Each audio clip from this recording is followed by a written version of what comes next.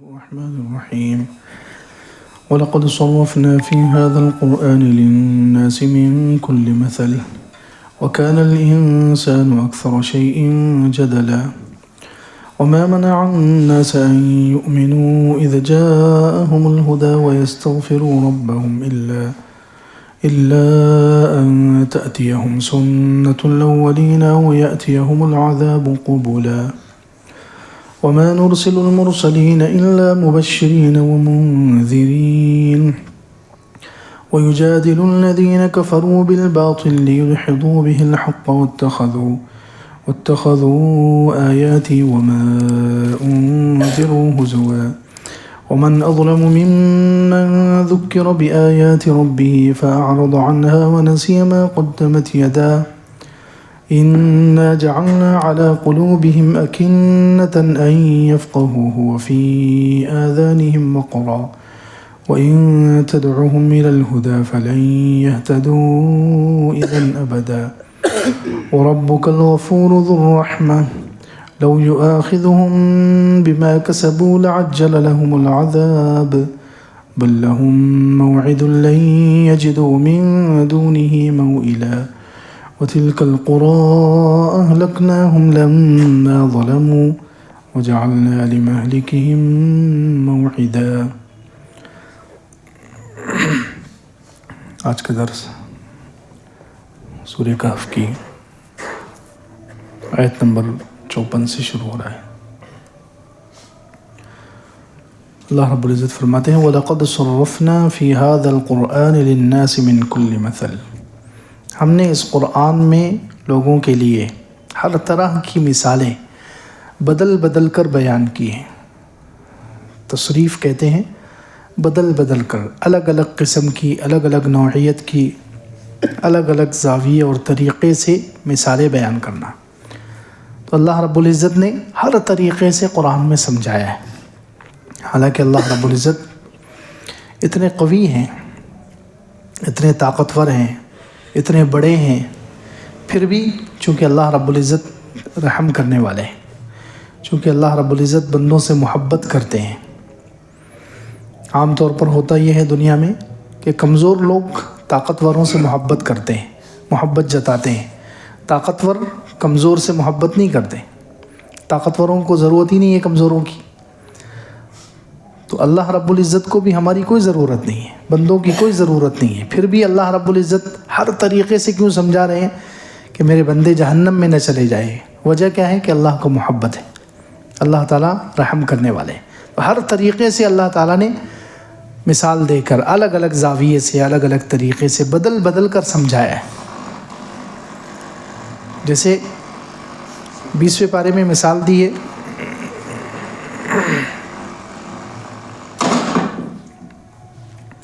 20ویں پارے میں اللہ تعالیٰ نے مثال دی ہے کہ مشرکین جو شرک کرتے ہیں، مثل الذین اتخذوا من دون اللہ اولیاء کمثل العنکبوت.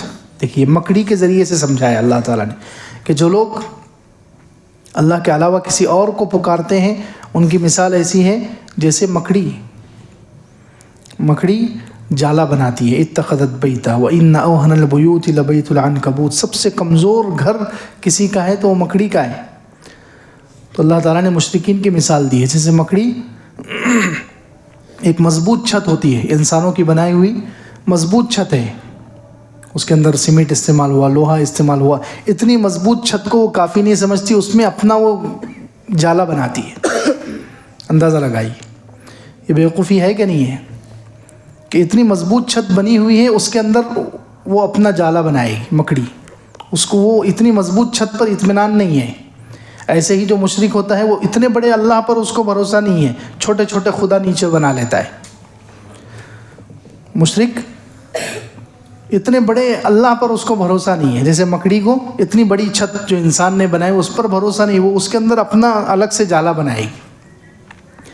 تو ایسے ہی جو مشرک ہوتا ہے اس کو اتنے بڑے اللہ پر بھروسہ نہیں ہوتا، وہ نیچے چھوٹے چھوٹے خدا بنا لیتا ہے، یہ فلاں کام کرنے والا ہے، یہ فلاں کام کرنے والا.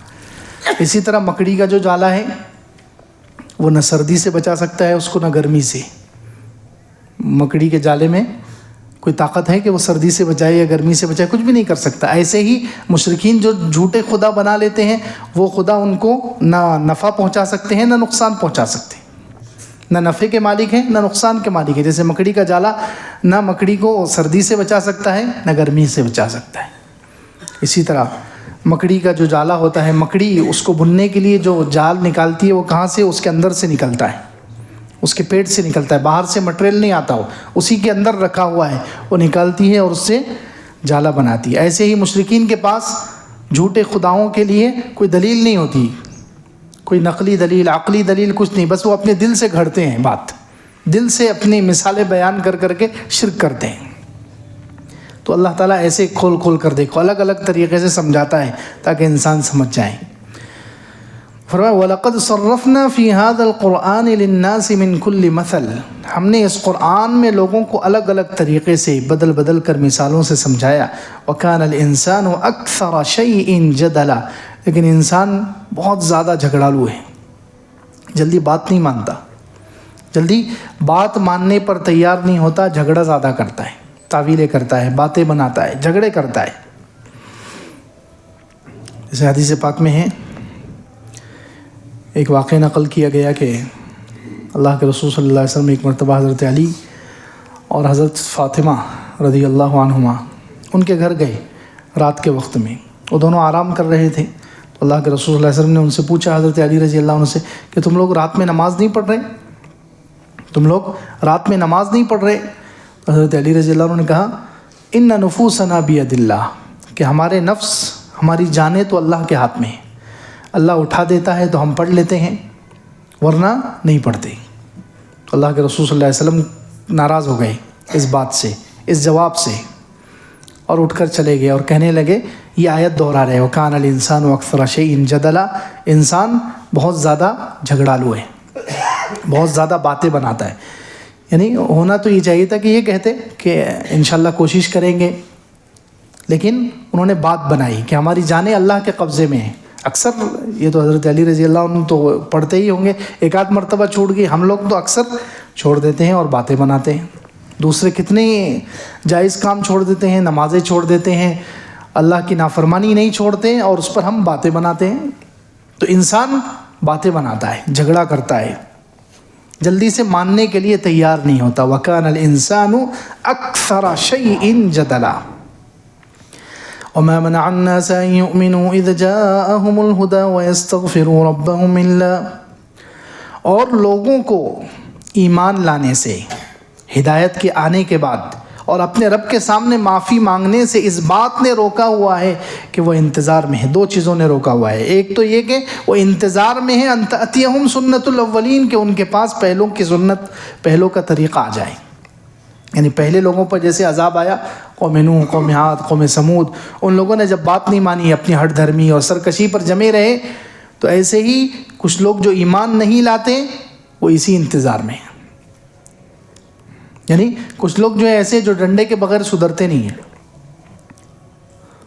کسی نے عربی میں کہا العصا لمن عصا، ڈنڈا اس کے لیے ہے جو نافرمانی کرے، ڈنڈا اس کے لیے ہے جو نافرمانی کرتا ہے۔ کچھ لوگ مارے بغیر، عذاب کے بغیر سدھرتے نہیں ہیں، مار کھائے بغیر سدھرتے نہیں، ان کی طبیعت اور فطرت ایسی ہو جاتی ہے۔ تو اللہ رب العزت ان لوگوں کے بارے میں کہہ رہے ہیں کہ کچھ لوگ ایسے ہیں، لوگوں کو ہدایت آنے کے بعد ایمان لانے سے اور اپنے رب کے سامنے معافی مانگنے سے اس چیز نے روک رکھا ہے، الا ان تأتیہم سنت الاولین، مگر یہ کہ وہ انتظار کر رہے ہیں کہ پہلوں کی عادت جو اللہ تعالیٰ کا جو سنت رہی ہے پہلے لوگوں میں، کہ جو نافرمان ہوتے ہیں اللہ تعالیٰ انہیں عذاب کا شکار کرتے ہیں، یہ اسی طرح پہلوں کی سنت کا انتظار کرے۔ او یأتیہم العذاب قبلا، یا آ جائے ان کے پاس عذاب الگ الگ قسم کا، الگ الگ قسم کا عذاب آ جائے، یا عذاب بالکل سامنے آ جائے۔ اور یہ دونوں وقت ایسے ہوتے ہیں جب توبہ قبول نہیں ہوتی۔ عذاب اگر دیکھ لے انسان، عذاب اگر دیکھ لے تو پھر توبہ کا دروازہ بند ہو جاتا ہے، آخرت کے حالات کھل گئے تو توبہ کا دروازہ بند۔ تو عذاب اگر سامنے آ جائے یا پہلوں کا طریقہ، پہلوں پر جیسے عذاب آیا وہ نظر آ جائے، تو اس وقت وہ سوچتے ہیں کہ ہم ایمان لائیں گے، حالانکہ اس وقت کا ایمان لانا فائدہ نہیں دیتا۔ وما نرسل المرسلین الا مبشرین ومنذرین. اب حضور صلی اللہ علیہ وسلم کو تسلی دی جا رہی کہ ہم نہیں بھیجتے رسولوں کو مگر خوشخبری سنانے کے لیے اور ڈرانے کے لیے. یعنی یہ لوگ ایمان نہیں لا رہے. مشرکین مکہ اتنی ساری دلیلیں دیکھ لی, اتنے سارے معجزات اور عجیب عجیب آپ کے ہاتھ پر جو نشانیاں ظاہر ہوئی, پھر بھی یہ لوگ ایمان نہیں لا رہے ہیں. تو آپ فکر مت کریں, رسولوں کا کام خوشخبری سنانا ہے اور ڈرانا. جو ایمان لاتے ہیں انہیں خوشخبری سنانا, اور جو ایمان نہیں لائے ان کو ڈرانا. یہ نبیوں کا کام ہے. نبیوں کا کام مجبور کرنا نہیں ہے کسی کو. نبیوں کا کام مجبور کرنا نہیں ہے کسی کو, زبردستی ہدایت پر لانا, زبردستی کسی کو جنتی بنانا, یہ نبیوں کا کام. نبیوں کا کام صرف خوشخبری دینا اور ڈرانا ہے. وما نرسل المرسلین الا مبشرین ومنذرین. نہیں بھیجتے ہم رسولوں کو مگر ڈرانے والا اور خوشخبری سنانے والا بنا کر. وَيُجَادِلُ الَّذِينَ كَفَرُوا بِالْبَاطِلِ. کافر لوگ جھگڑا کرتے ہیں باطل طریقے سے تاکہ اس کے ذریعے سے حق کو نیچے کر دیں, اور بناتے ہیں میری آیتوں کو, اور جس چیز سے ان کو ڈرایا گیا تھا اس کو مذاق بناتے ہیں. کافر کیا کرتے ہیں؟ یجادل الذین کفروا بالباطل, بلا وجہ, ان کے پاس کوئی دلیل نہیں ہوتی, باطل طریقے سے وہ جھگڑا کرتے ہیں. تو اس کا مطلب اچھے طریقے سے جھگڑا کیا جا سکتا ہے. قرآن اشارہ کر رہے ہیں اچھے طریقے سے دلیل دے کر, آداب کے دائرے میں رہ کر کسی سے بحث کی جائے, کسی سے بات کی جائے, تو یہ جائز ہے, قرآن میں حکم ہے. وَلَا تُجَادِلُوا أَهْلَ الْكِتَابِ إِلَّا بِالَّتِي هِيَ أَحْسَنُ. ایک جگہ اللہ تعالیٰ نے خود فرمایا کہ مت جھگڑا کرو اہل کتاب سے مگر اچھے طریقے سے. یعنی بحث کرنا ہے, سمجھانا ہے, دلیلیں دینا ہے, ڈیبیٹ اور مناظرہ کرنا ہے تو کر سکتے ہیں, لیکن اچھے طریقے سے, اچھے ماحول میں, آداب کے ساتھ. اگر جھگڑا کیا جائے تو جائز ہے.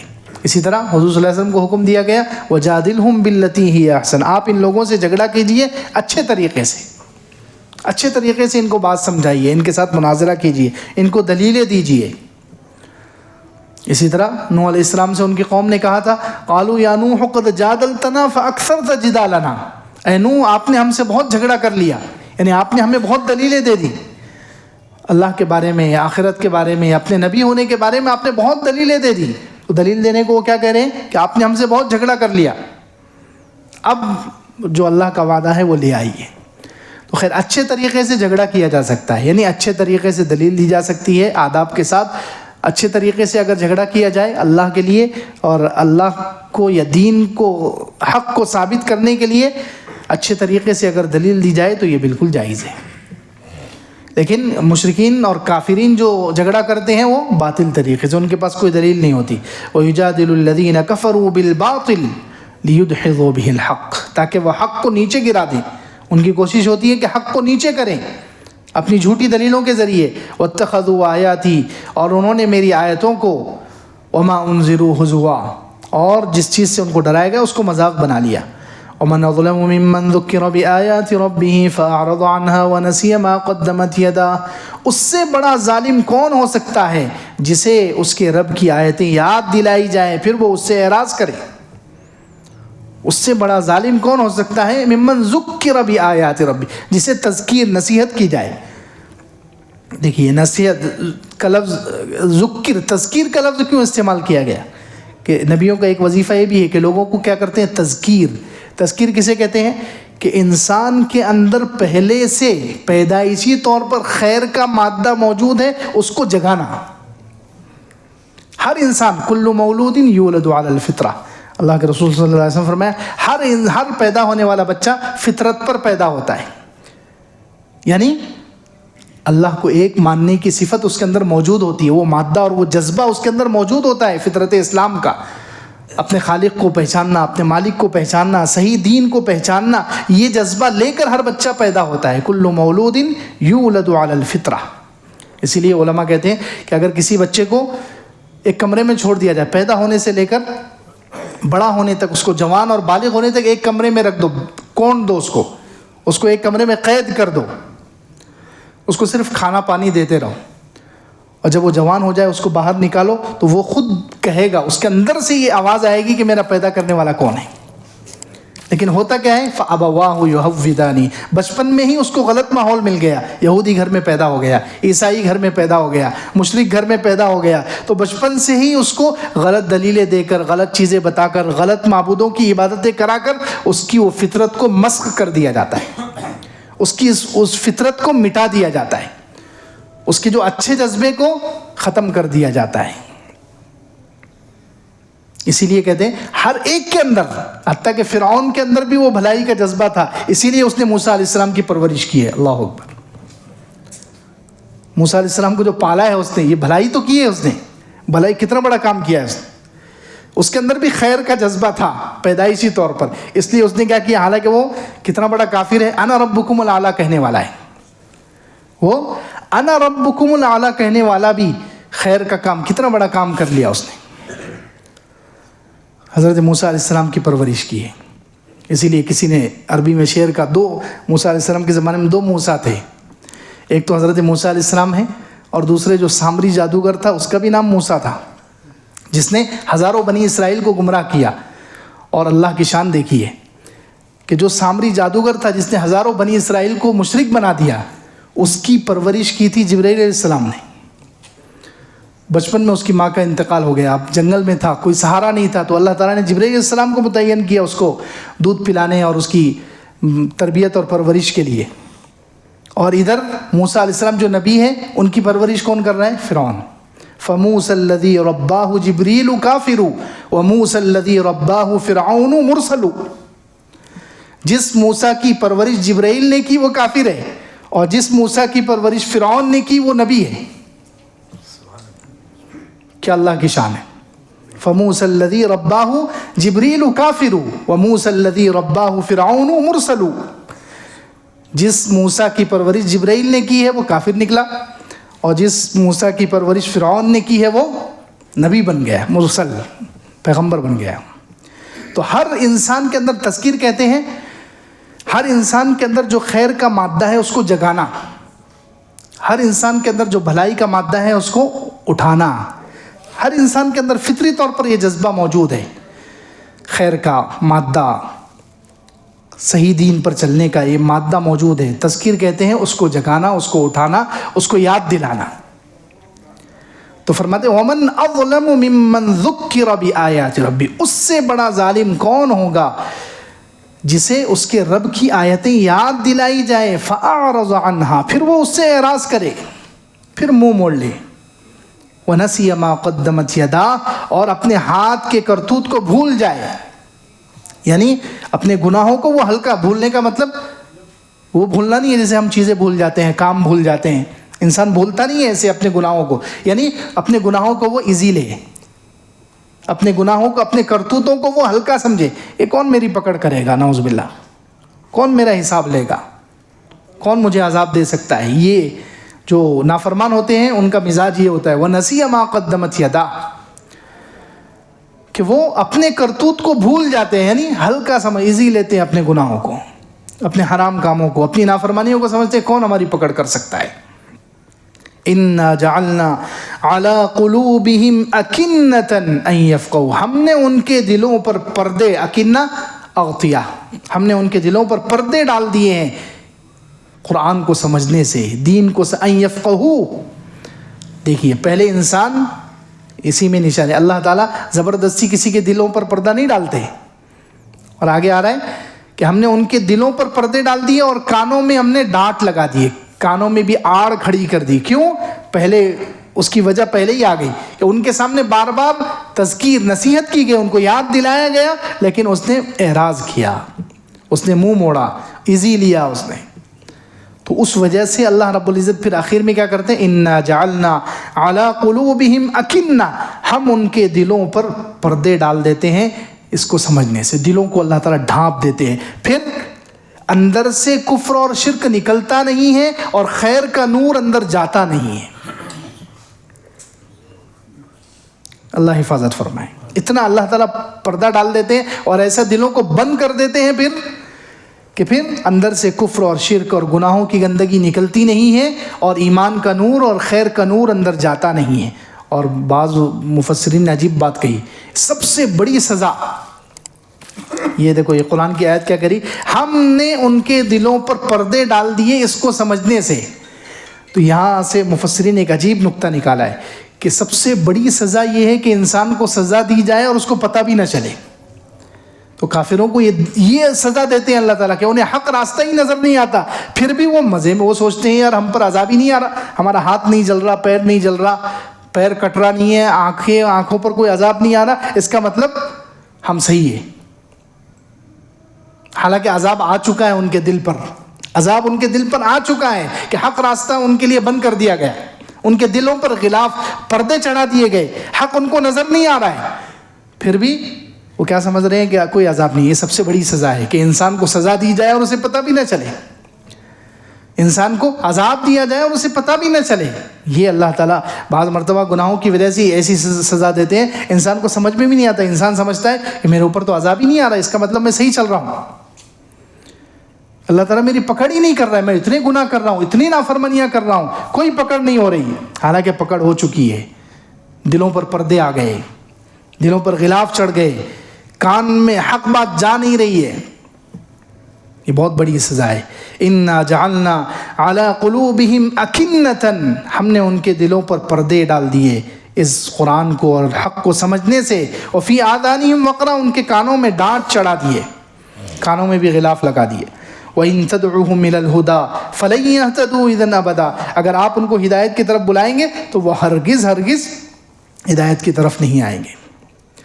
وَرَبُّكَ الْغَفُورُ ذُو الرَّحْمَةِ، لیکن آپ کا رب بہت زیادہ معاف کرنے والا، غفور بہت زیادہ، مبالغے کا صیغہ ہے، بہت زیادہ معاف کرنے والا، رحمت والا ہے۔ اللہ کی رحمت کی ایک نشانی یہ بھی ہے، اللہ کی رحمت کا ایک تقاضا یہ بھی ہے کہ اللہ گنہگاروں کو مہلت دیتا ہے۔ اللہ کی رحمت کی ایک نشانی اور اللہ کی رحمت کا ایک تقاضا یہ بھی ہے کہ گنہگاروں کو جو مہلت مل رہی ہے وہ اللہ کی رحمت کی وجہ سے، یہ اللہ کی رحمت کا ایک مظہر ہے۔ اسی لیے بخاری شریف میں جو حدیث ہے، اللہ کے رسول صلی اللہ علیہ وسلم فرمایا ان اللہ کتب کتابا قبل ان یخلق الخلق، اللہ نے ایک کتاب لکھی ہے ساری مخلوق کو پیدا کرنے سے پہلے، وہ کتاب کیا ہے؟ ان رحمتی سبقت غضبی، کہ میری رحمت میرے غصے پر حاوی ہے، اور یہ تختی لکھ کر اللہ نے عرش پر سامنے لٹکا دی ہے۔ تو ان رحمتی، میری رحمت غصے پر حاوی ہے کا کیا مطلب؟ یعنی جلدی میں سزا نہیں دوں گا، جلدی میں پکڑ نہیں کروں گا، رحمت کی وجہ سے انسانوں کو ڈھیل دوں گا۔ ان رحمتی سبقت غضبی۔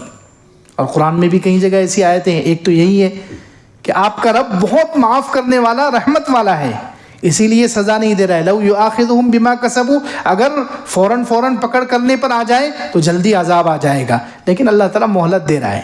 ایک یہاں پر ہے اور 7ویں پارے میں بھی ہے، سورہ انعام میں 3 جگہ ہے یہ اس قسم کی آیت۔ قل لمن ما فی السماوات والارض، آپ کہہ دیجئے کہ کس کے لیے ہے آسمان اور زمین، آسمان اور زمین کا مالک کون ہے؟ قل للہ، آپ کہہ دیجئے کہ اللہ، آسمان اور زمین کا مالک اللہ ہے۔ کتب علی نفسہ الرحمہ، اللہ نے اپنے اوپر رحمت کو واجب کر دیا ہے، اللہ نے اپنے اوپر رحمت کو لکھ دیا ہے، یعنی اپنے اوپر رحمت کو واجب کر دیا ہے۔ تو اس کی تفسیر میں مفسرین کہتے ہیں کہ اللہ رب العزت نے اپنے اوپر رحمت کو واجب کر لیا، یعنی اللہ یعجل علیہم العقوبہ، اللہ تعالیٰ ان پر سزا جلدی نہیں لاتے۔ وَيَقْبَلُ مِنْهُمُ الْإِنَابَةَ وَالتَّوْبَةَ، اور لوگوں سے اللہ تعالیٰ رجوع کو اور توبہ کو قبول کرتے ہیں، یہ اللہ کی رحمت ہے۔ اللہ نے اپنے اوپر رحمت کو واجب کر دیا، کیا مطلب؟ کہ اللہ تعالیٰ جلدی سزا نہیں دیتے، جلدی پکڑ نہیں کرتے، مہلت دیتے ہیں، ڈھیل دیتے ہیں، وقت دیتے ہیں، یہ اللہ کی رحمت کا تقاضا ہے۔ اور پھر انسان کسی بھی وقت میں واپس آ جائے تو اللہ تعالیٰ اس کے واپس آنے کو اور اس کی توبہ کو قبول کرتے ہیں۔ اسی طرح اسی کے کچھ رکوع کے بعد ہے وَإِذَا جَاءَكَ الَّذِينَ يُؤْمِنُونَ بِآيَاتِنَا فَقُلْ سَلَامٌ عَلَيْكُمْ، جب ایمان والے آپ کے پاس آئے تو آپ کہہ دیجئے سلام علیکم، تم پر سلامتی ہو۔ کتب ربکم علی نفسہ الرحمہ، تمہارے رب نے اپنے اوپر، اپنے نفس پر رحمت کو واجب کر دیا ہے۔ یہاں بھی وہی لفظ ہے، کتب ربکم علی نفسہ الرحمہ انہ من عمل منکم سوءا بجہالہ ثم تاب من بعدہ واصلح فانہ غفور رحیم، کہ تم میں سے کوئی شخص نادانی میں کوئی گناہ کر بیٹھے اور پھر توبہ کر کے اصلاح کرے تو اللہ تعالیٰ معاف کر دے گا، رحم کرے گا۔ اسی طرح سورہ انعام کے آخر میں فَإِن كَذَّبُوكَ فَقُلْ رَبُّكُمْ ذُو رَحْمَةٍ وَاسِعَةٍ، اگر یہ آپ کو جھٹلاتے ہیں، اب کتنا بڑا جرم ہے، حضور صلی اللہ علیہ وسلم سارے نبیوں کے سردار، ان کو جھٹلانا کتنا بڑا گناہ ہے۔ ہونا تو یہ چاہیے تھا کہ اس کے بعد فوراً لفظ کیا آ جائے کہ اگر یہ آپ کو جھٹلاتے ہیں تو میں انہیں سخت سزا دوں گا، ایسا ہونا چاہیے، لیکن اللہ تعالیٰ کی رحمت دیکھ کیا فرمایا، فَإِن كَذَّبُوكَ، اگر یہ آپ کو جھٹلاتے ہیں، فَقُلْ، آپ ان سے کہہ دیجئے، رَبُّكُمْ ذُو رَحْمَةٍ وَاسِعَةٍ، کہ تمہارا رب تو وسیع رحمت والا ہے۔ اللہ اکبر، حالانکہ کتنا بڑا جرم کر رہے ہیں وہ، حضور اقدس صلی اللہ علیہ وسلم سارے نبیوں کے سردار کو جھٹلانے کا کام کر رہے ہیں، کتنا بڑا جرم ہے، لیکن اللہ تعالیٰ کیا کریں، اتنا بڑا جرم کر رہے ہیں، لیکن پھر بھی تمہارے رب کی رحمت وسیع ہے، یعنی اللہ تعالیٰ تمہیں مہلت دے گا، لیکن دنیا میں ہے یہ رحمت کی وجہ سے اللہ تعالیٰ مہلت دیتا ہے، لیکن آخرت میں تو عذاب ہونے والا ہے۔ رحمت کا مطلب یہ نہیں کہ آخرت میں عذاب نہیں، وَلَا يُرَدُّ بَأْسُهُ عَنِ الْقَوْمِ الْمُجْرِمِينَ، اگلا ٹکڑا ہے کہ اللہ کا جب عذاب آ جاتا ہے تو مجرمین سے واپس نہیں کیا جاتا۔ مہلت تو اللہ تعالیٰ دیتے ہیں رحمت کی وجہ سے، اللہ کی رحمت کا تقاضا ہے کہ اللہ تعالیٰ مہلت دیتے ہیں، ڈھیل دیتے ہیں، وقت دیتے ہیں، لیکن جب پکڑ آ جاتی ہے تو پھر وہاں رحمت نہیں چلے گی، پھر اللہ تعالیٰ ضرور وہاں سخت پکڑ والے بن جائیں گے۔ اسی طرح حضرت ابراہیم علیہ السلام سے کہا، حضرت ابراہیم علیہ السلام نے اپنے والد سے کہا، یا ابت لا تعبد الشیطان ان الشیطان کان للرحمن عصیا، اے ابا جان شیطان کی عبادت مت کیجیے، شیطان تو رحمان کا نافرمان ہے۔ یا ابت انی اخاف ان یمسک عذاب من الرحمن، اے ابا جان مجھے ڈر ہے کہ آپ کو رحمان کی طرف سے عذاب پہنچ جائے۔ اللہ اکبر، کیا کرے، رحمان کی طرف سے عذاب، حالانکہ عذاب جب کہا ہے تو ہونا تو یہ چاہیے تھا کہ یہاں اللہ تعالیٰ کا نام رحمان نہ آئے، یہاں سیاق اور سباق آگے پیچھے کے جو الفاظ ہے اس کا تقاضا تو یہ لگ رہا ہے کہ یہاں حضرت ابراہیم علیہ السلام کوئی اور نام استعمال کرتے، اللہ کا عذاب تمہیں نہ چھو لے، یا جبار کا عذاب تمہیں نہ چھو لے، منتقم کا عذاب تمہیں چھو، قہار کا عذاب تمہیں پکڑ نہ لے، ایسا کوئی لفظ اللہ کا کوئی نام ہونا چاہیے تھا، لیکن حضرت ابراہیم علیہ السلام نے نام کیا لیا ہے، رحمان کا عذاب آپ کو چھو نہ لے۔ اس کی کیا وجہ ہے، مفسرین یہی کہتے ہیں کہ اللہ، اے میرے ابا جان آپ کو جو مہلت دی جا رہی ہے تو اس سے آپ یہ مت سمجھے کہ آپ پکڑ میں نہیں آئیں گے، مہلت اس وجہ سے دی جا رہی ہے کہ رحمان ہے، اللہ رحمان ہے، جس نے آپ کو پیدا کیا، میرا اور آپ کا رب رحمان ہے، اس لیے آپ کو مہلت دی جا رہی ہے، لیکن جب عذاب آ جائے گا پھر آپ نہیں بچ سکیں گے۔ تو خیر بات چل رہی ہے کہ ربک الغفور ذو الرحمہ، آپ کا رب بہت معاف کرنے والا رحمت والا ہے۔ اللہ کی رحمت کا ایک تقاضا یہ ہے، اللہ کی رحمت کا ایک مظہر یہ ہے کہ اللہ تعالیٰ بندوں کو مہلت دیتے ہیں، ٹائم دیتے ہیں، وقت دیتے ہیں۔ لو یؤاخذہم بما کسبوا لعجل لہم العذاب، اگر اللہ تعالیٰ ان کو پکڑنے پر آ جائے ان کے کرتوتوں کی وجہ سے تو عذاب جلدی آ جائے۔